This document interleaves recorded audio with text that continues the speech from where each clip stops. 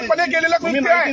तुम्हाला माहित होतं सगळ्या काही गोष्टी. तुम्ही कमीत कमी तुम्हाला आपलं हे प्रकरण 15-20 वर्षापासून सुरू आहे. तुम्ही का बरं नाही का माहिती नाही दिली आम्हाला? आणली तर बुजूनच केलेलं हे सगळे हातात तोडले. हे मूर्त्याच्या मुलगा दाबून दिला तुम्ही. अशी कशी होती? हे काय जेसीबीचा मार आहे. तुम्हाला कसं माहित अशी होती म्हणून?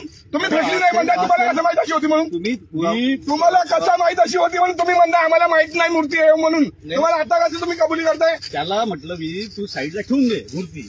आम्हाला माहिती द्यायची होय ना. तुमच्या धर्माची अशा मूर्त्या निघल्या तुम्ही घेऊन जावा. तुम्ही आम्हाला माहिती द्यायला पाहिजे ना. त्यावेळेस नेलीच ना आम्ही. हा चूक झाली. काही मनुवादी विचाराचे लोक आहे सगळे जाणबुजून हेतुपूर्वक तुम्ही काम करताय. नाही कसं हे पुरातन वस्तू आहे हे बनवू शकत नाही. तुम्ही नाही बनवू शकत, मी नाही बनवू शकत. करोडो वर्ष पहिलेचा इतिहास तुम्ही मिटवण्याचा प्रयत्न करताय. मूर्ख समजताय आम्हाला तुम्ही. तिथं मूर्ती लागली हेतुपूर्वकपणे काम करून आले तुम्ही सगळं. पोलीस प्रशासनाला साईडला हे साईडला आहे का? साईड हो का? याला साईड म्हणते का? नाल्यामध्ये फेकून आले. नाल्यामध्ये साईड आहे का? हे साईड हो का? याला साईड म्हणते. हलती पलटी लोकांना दिसले नाही पाहिजे म्हणून. निघली तिथंच ठेवायचे होते. नाही जिथे झालं तुमचं पूर्ण तुटून आहे. नाही समाजाला पोलीस प्रशासनाला सांगायचं वाईट.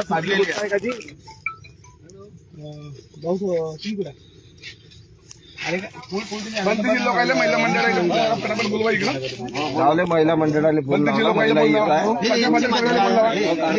मोठी कीपर पाहिजे नाही हाताला मातीच नाही निघत. आले जाणून बुजून करते. आरामखोर हे सगळे नेहमीच असं यायचं.